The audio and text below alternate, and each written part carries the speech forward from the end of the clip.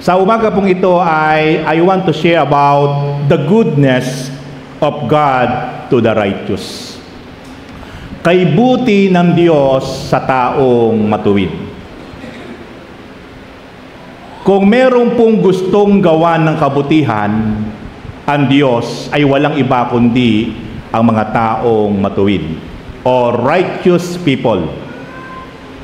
When you say righteous people, yan po yung mga tao na matapos pong magkaroon ng tamang pagkaunawa, tamang relasyon sa Diyos, through the power of the Word of God,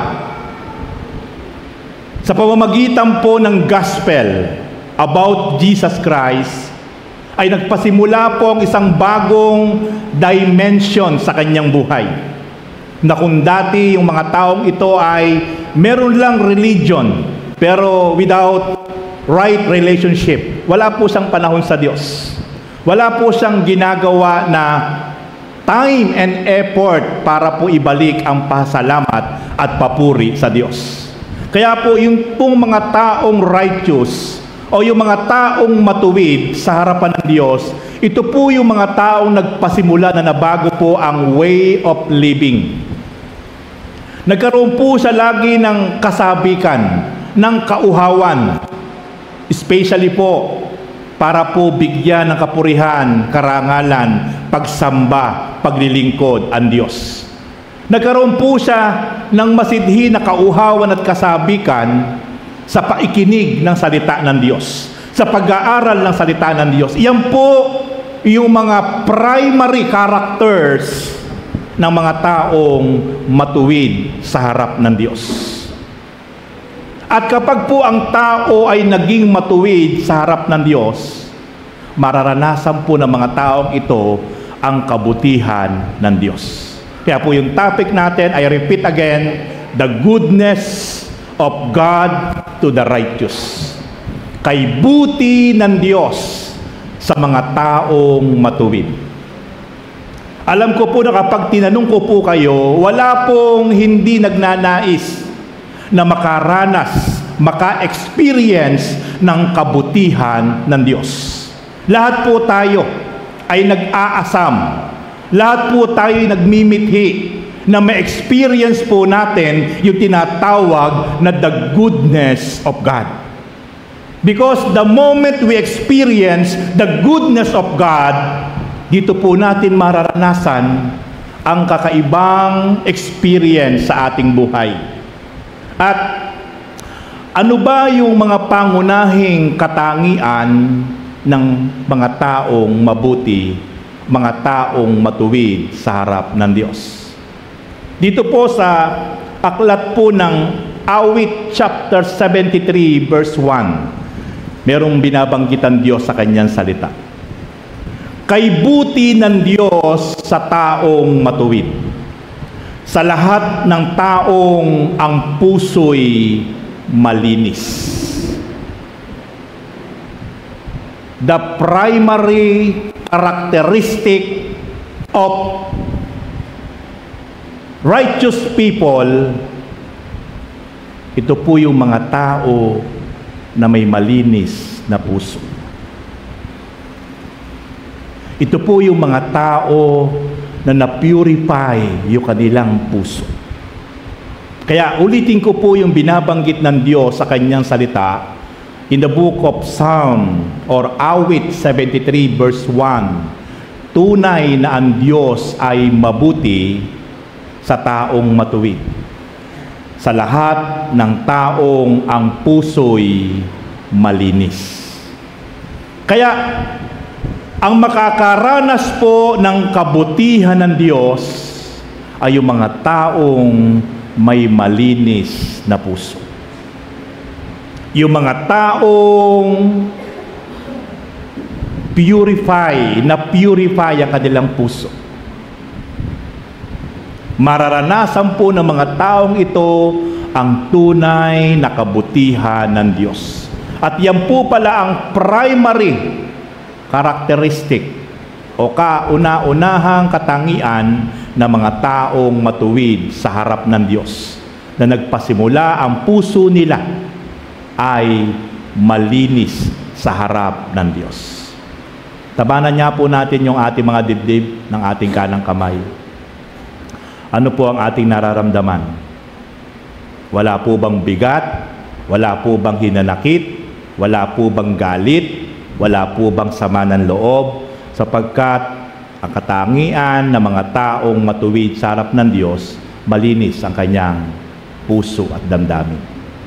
At kapag nakita ng Diyos ang kalinisan ng ating mga puso, mararanasan natin ang kabutihan ng Diyos.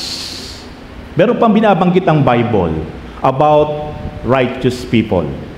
Sa aklat ng Proverbs o Kawikaan 21 verse 26. Tingnan niyo po sinasabi ng Diyos sa kanyang salita. Ang taong tamad ay nanghihingi araw-araw. Ngunit ang matuwid ay di nagsasawa ng kabibigay. Ang ikalawang katangian ng taong matuwid sa harap ng Diyos, very generous. Giver, sapagkat matuwid ang kanyang puso.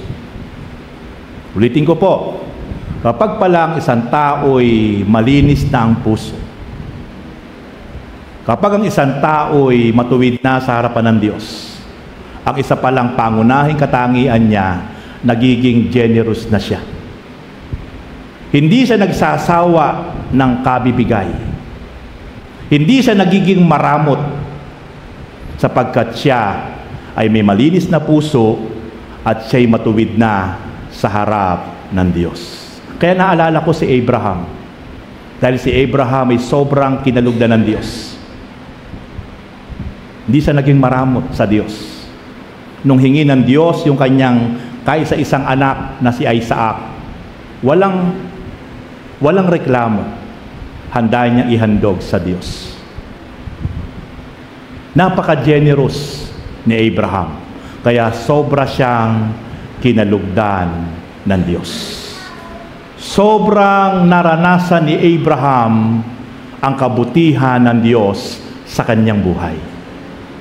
Kaya kapag nakakakita po tayo ng mga taong very generous, hindi nagsasawa sa pagiging mapagbigay, yung palang mga taong iyon ang merong tunay na malinis na puso at matuwid sa harap ng Diyos. Kaya sa Jesus Christ, the Freedom and Highly Favored Church, ako'y naniniwala na isa tayo sa mga taong matuwid sa harap ng Diyos. Amen! Isa tayo sa may mga malilinis na puso at tayo hindi nagsasawa na maging mapagbigay para sa Panginoon o para sa kanino paman, sapagkat iyan pala ang mga pangunahing katangian ng mga taong matuwid sa harap ng Diyos na makapangyarihan sa lahat. Amen! Give the best clap offering for the Lord. Sabihin mo sa iyong katabi, halapitin mo, kapatid, kaya huwag kang maramot. Huwag kang maging maramot. Huwag kang maging kuripot. Ang tao palang matuwid. Amen. Mapagbigay. Amen. Pag tayo naging matuwid sa harapan ng Diyos, tayo ay kalulugdan ng ating Panginoon Diyos. Okay, puntahan na po natin yung mga balangkas ng ating pong pag-aaralan. First point, the righteous person prayer was immediately answered. Tingnan niyo po yung advantage ng mga taong kinalulugdan ng Diyos. Yung mga taong matuwid sa harap ng Diyos. Kapag yung mga taong ito ay nanalangin, kapag yung mga taong ito ay dumulog sa Diyos, ang sabi po, kaagad, immediately, answer prayer kaagad. Hindi naman ibig sabihin, praise. Praise. Nawala yung aking hello. Hindi ibig sabihin ay lahat ng panalangin natin ay sasagutin ng Diyos. Pero ang kagandahan po sa mga taong matuwid, ang sabi ng Diyos, kaagad diringgin ang kanilang mga hinaing at panalangin. The righteous person, prayer was immediately answered. So, ito pala ang advantage ng mga taong matuwid sa harap ng Panginoon Diyos. Kaya po mga kapatid, napakahalaga ang maging matuwid sa harap ng Diyos. Tingnan niyo po ang sinasabi ng kanyang salita. Sa 1 Peter chapter 3 verse 12, ang mata ng Panginoon nakatuon sa matuwid. Panalangin nila'y malugod na agad dinirinig. Kayo po nakapokus ang mata ng Panginoon. The eyes of God ay on focus the righteous people. Kaya very advantage ang mga taong matuwid sa harap ng Diyos. Sapagkat laging nakapokus ang mata ng Diyos sa mga taong matuwid sa kanyang harapan na namumuhay sa ibabaw ng lupa. At yung panalangin nila ay malugod na agad dinirinig. Kaya yung mga taong matuwid, napakalakas po niyan sa Diyos. Kapag sila po ay dumulog sa Panginoon, wow, sabi ng Diyos, agad silang sinasagot ng Panginoon.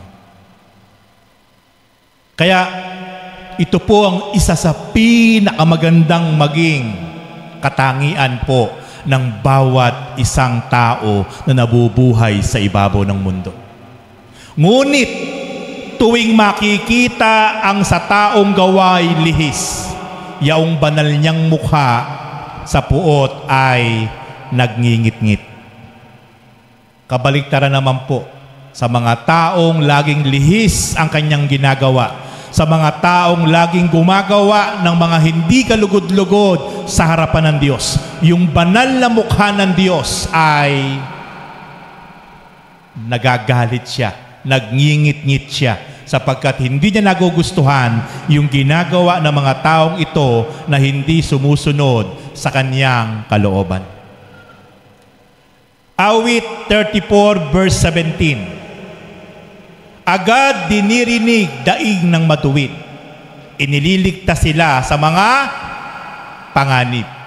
Tingnan niyo po yung bonus pa. Yung mga taong matuwid sa harap ng Diyos, yung protection ng Diyos ay lagi nilang mararanasan. Yung pag-iingat ng Diyos ay lagi nilang mararanasan. At ang kauna-unahan, laging dinidinig yung kanilang mga panalangin. Kaya po, ito po yung pakaasamin po natin, mga mahal kong mga kapatid, na habang nabubuhay tayo sa ibabaw ng lupa, tayo po ay makapamuhay ng mayroon pong katuwiran. Maging matuwid po tayo sa harap ng Diyos sapagkat lahat ng ating panalangin siya ang may sabi, Kanyang diringgin. At tayo patuloy na Kanyang iingatan, papatnubayan, gagabayan sa bawat araw, bawat saglit ng ating buhay. Second point, God pleased with righteous person. Nalulugod ang Diyos sa mga taong matuwid. Kung merong kinalulugdan ang Diyos, walang iba kundi ang mga taong namumuhay ng matuwid sa harap ng Diyos.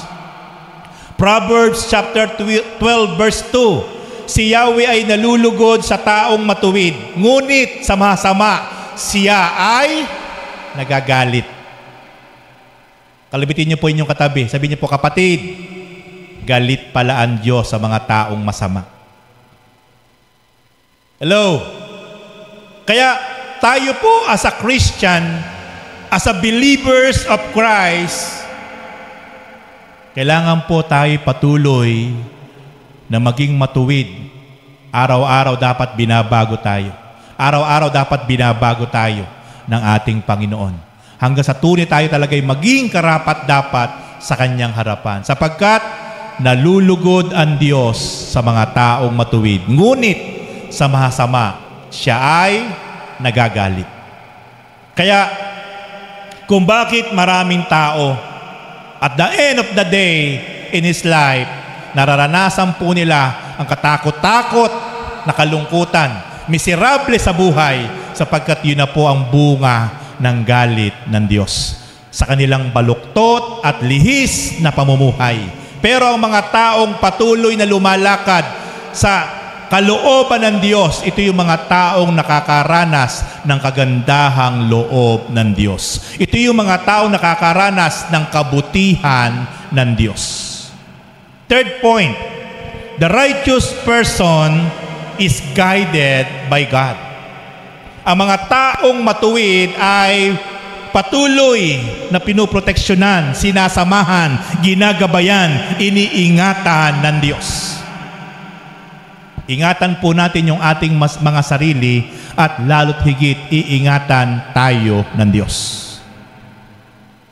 Sabi po ng Awit chapter 1 verse 6, taong matuwid ay itong si Yahweh ang siyang mag-iingat. Ngunit kailanman ang mga masama ay mapapahamak. Yung mga taong ayaw sumunod sa Diyos, yung mga taong may katigasan ang puso at isip, yung mga taong patuloy na lumilihis sa landas ng Panginoon, ang sabi ng Diyos, ang mga taong ito na nagpapakasama, ang mga taong ito na namumuhay sa kasamaan, sila ay mapapahamak. Pero ang mga taong matuwid, sabi po ng Diyos, ay Kanyang iingatan. Ito po ang napakalaki na advantage ng mga taong dahil namumuhay na may pagsunod ng tapat sa Diyos. Namumuhay ng may kasabikan na patuloy na parangalan, papurihan, sambahin at paglingkuran ng Diyos. At nagiging malinis ang puso. Ito yung mga taong ito makakaranas ng tunay na pag-iingat ng Diyos. Napakasarap po ng tunay pong nag-iingat sa atin. Every day, every minutes, every seconds in our lives ay walang iba kundi ang Diyos na makapangyarihan sa lahat. Napakaraming tao, sobrang pag-iingat ang ginagawa sa sarili. But I tell you, my beloved brothers and sisters, kahit sobra nating ingatan ang ating mga sarili, kapag hindi ang Diyos ang nag-guide sa atin, ang nag-iingat sa atin, wala po yung pag-iingat natin. Ang pinakamasarap na maranasan ay ang Diyos na makapangyarihan sa lahat, na hindi nakikita pero lubos na nararanasan ang Kanyang gabay at patnubay sa bawat araw ng ating mga buhay. Napakasarap po na ang Diyos ang nagpuprotect. Napakasarap po na ang Diyos ang pumapatnubay sa ating mga buhay. Napakasarap po na ang Diyos ang nangunguna sa ating landas. Napakasarap po na ang Diyos ang nagko-cover sa atin upang tayo po ay proteksyonan sa lahat ng uri ng aksidente at gawa ng kaaway. Dahil nakikita ng Diyos yung ating mga buhay ay patuloy na sumusunod sa Kaniyang kalooban. Nakikita ng Diyos na patuloy na ang bawat isa po sa atin ay nagiging matuwid sa Kaniyang harapan. Next point, the righteous person was blessed by God. Yung mga taong righteous, yung mga taong matuwid sa harap ng Diyos, ito yung mga taong pinagpapala ng Diyos. Sabihin niyo po sa inyong katabi, kapatid, malapit ka ng pagpalain ng Diyos. Pagpapalain ka na ng Panginoon. Amen! Sapagkat sinabi ng Diyos, the righteous person was blessed by God. Kung merong kauna-unahang qualified na pagpalain ng Diyos, ito pala yung mga taong may malinis na puso. Ito pala yung mga taong itong patuloy na inuuna ang Diyos. Pina-priority ang Diyos. Hindi huli ang Diyos sa kanyang buhay, sa kanyang listahan, sa kanyang mga appointment. Napakarami man niyang appointment sa bawat araw, pero lagi nasa una ang kanyang oras at panahon para sa Diyos. Ito yung mga tao talaga na laging sabik, uhaw, gutom upang patuloy na ipadama ang pagmamahal sa ating Panginoon Diyos. Awit chapter 5 verse 12, pinagpapala mo, O Diyos, yaong tapat ang iyong kandili ay kanyang kalasag. Ang pinagpapala ng Diyos una ang mga taong tapat, ang mga taong matuwid, ang mga taong tunay na sumusunod sa Diyos. Ito ang kauna-unahan na priority ng Diyos na gusto niyang pagpalain. Ano po ang gustong pagpalain ng Diyos? Yung mga taong tapat. Kapag tayo po ay naging matuwid, ang kasunod po nun yung ating katapatan. Una, katapatan sa atin Diyos. Pag naging faithful tayo sa Diyos sa lahat ng bagay, ang kasunod po nun, overflowing blessing. Ang kasunod po nun, highly favor. Ang kasunod po nun, highly provision. Kapag tayo ay naging tapat sa Diyos.